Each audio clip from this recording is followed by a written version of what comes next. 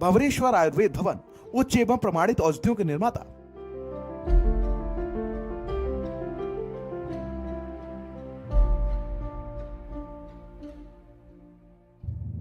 नमस्कार, मैं मयूरी श्रीवास्तव। स्वागत है आपका आयुर्वेद संसार में, जहां हम सेहत को देखते हैं एक नए नजरिए से, प्राकृतिक, संतुलित और सुरक्षित तरीके से। आयुर्वेद हमें सिखाता है कि हमारी छोटी छोटी आदतें ही बड़ी बीमारियों से बचाव का रास्ता बन सकती है। तो आइए शुरू करते हैं आज की खास बातचीत।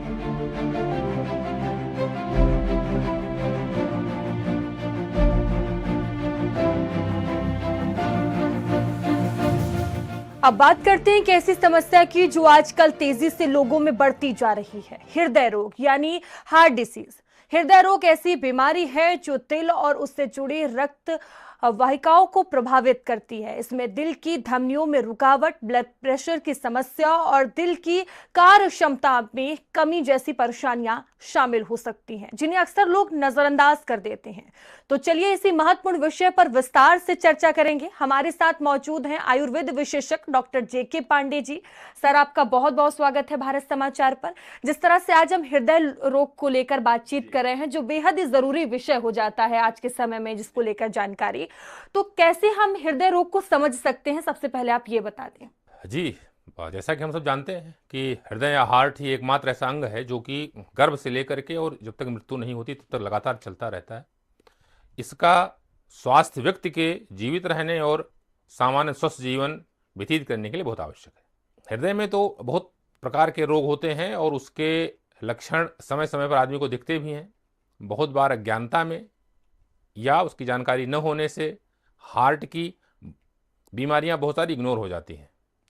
पिछले कुछ सालों में हार्ट की बीमारियों की संख्या बहुत बढ़ी है, चाहे ये लाइफस्टाइल के कारणों से या फिर अन्य कारणों से भी पिछले कुछ सालों में हार्ट की बीमारियां बहुत देखी जा रही हैं। सर, हृदय रोग की अगर बात की जाए, सामान्य हार्ट डिसीज कितने प्रकार के होते हैं? देखिए, ऐसा है कि जनरली हम हार्ट डिजीज को कई प्रकारों में विभाजित कर सकते हैं।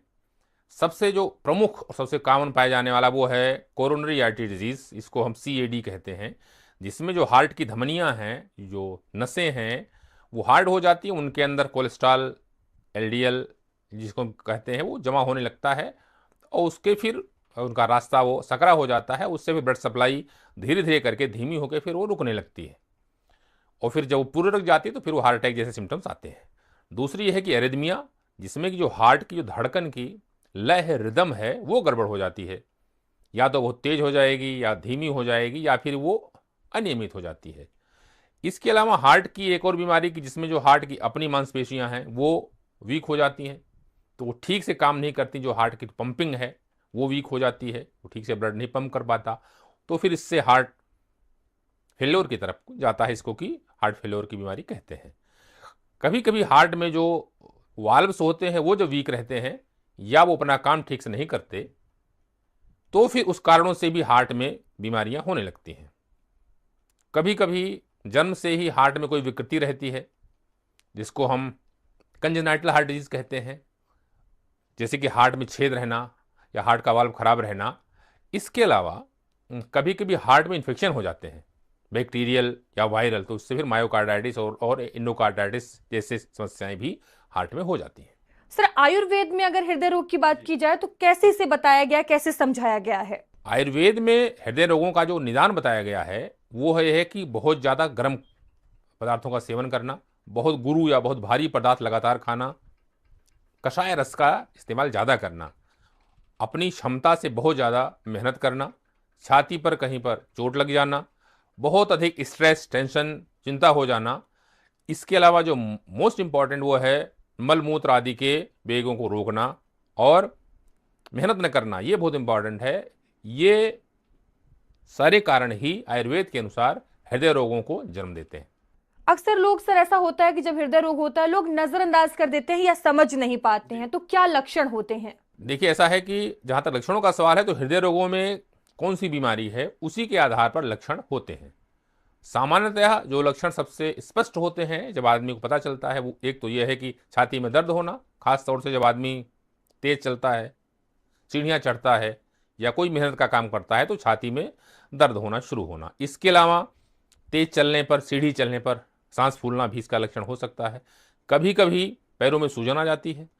इसके अलावा जब किसी को हार्ट अटैक आता है तो छाती पर भारीपन, बहुत तेज दर्द होना छाती में, जलन जैसा महसूस होना, ऐसा लगता है जैसे कोई छाती को फाड़ रहा है, या फिर छाती में जकड़न जैसा महसूस होता है। ये हार्ट का दर्द कभी बाएं हाथ तक जाता है, कभी बाएं जबड़े तक जाता है, और कभी कभी पीठ तक भी महसूस होता है। कभी कभी इसमें ऐसा लगता है कि जैसे कि एसिडिटी हो रही, जबकि वो हार्ट का दर्द होता है। पसीना बहुत आता है। इसके अलावा घबराहट होने लगती है। इन सारे लक्षणों पर ध्यान जरूर देना चाहिए, और इन्हीं के आधार पर हम ये विचार बनाते हैं कि कहीं ऐसा तो नहीं कि ये हार्ट की कोई समस्या हो रही हो। सर, सबसे जरूरी ये भी होता है कि लोग समझ नहीं पाते कि क्या जांच करना चाहिए, क्या करवाना चाहिए, तो कौन कौन सी जांच करवानी चाहिए, ये आप बता दें। देखिए, ऐसा है कि एक तो अगर कुछ भी हो तो हार्ट के जो मैंने अभी ऊपर आपको लक्षण बताए हैं, तो आसपास किसी ना किसी विशेषज्ञ से आप जरूर मिलें, इसके बारे में उनकी राय जरूर लें। और सामान्य बेसिक जांचें, तो जैसे कि ईसीजी होता है, वो जरूर होना चाहिए।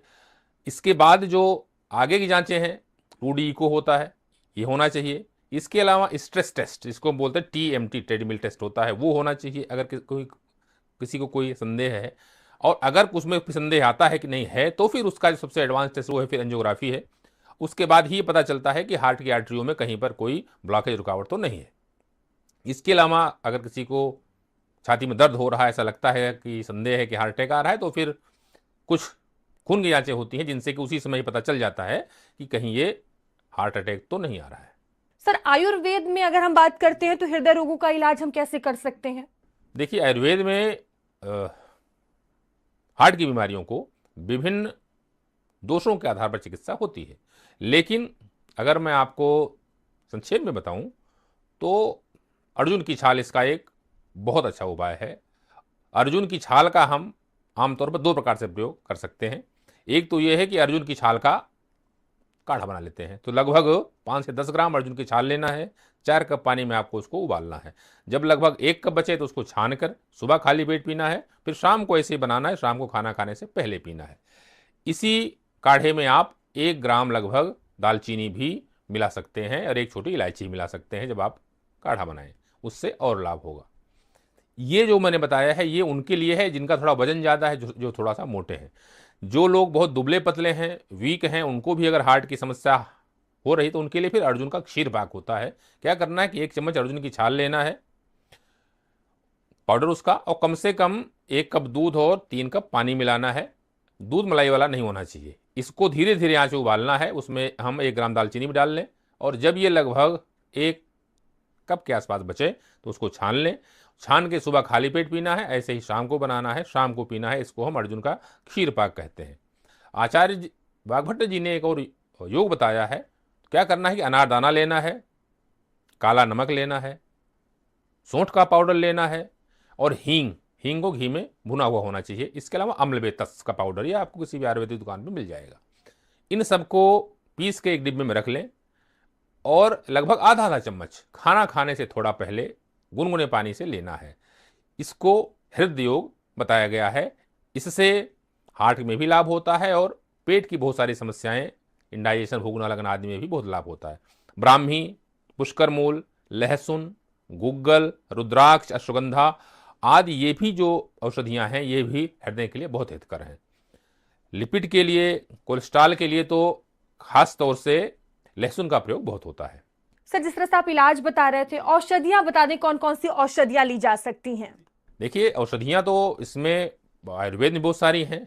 तो भुवनेश्वर का हृदयामृत कैप्सूल, भुवनेश्वर का एक जूस आता है कार्डिफिट जूस, ये हाई कोलेस्ट्रॉल के लिए भी और हार्ट के लिए भी बहुत लाभदायक है। इसके अलावा भुवनेश्वर का अर्जुनारिस्ट, भुवनेश्वर का जवाहर मोहरा बट्टी, भुवनेश्वर का योगेंद्र रस, भुवनेश्वर का वृहतवाद चिंतामणि रस, इसके अलावा अकीक पिष्टी, संगेस पिष्टी, और एक बहुत विख्यात नागार्जुनाभ रस, प्रभाकर बटी, हृदयानणो रस, अभ्रग भस्म, श्रृंग भस्म, भुवनेश्वर का आरोग्यवर्धनी बटी, और भुवनेश्वर का पुनर्नवारिष्ट और रतुगंधारिष्ट आदि औषधियां भी बहुत प्रभावी हैं, जिनका प्रयोग आप किसी वैद्य के निर्देशन में ही करना चाहिए।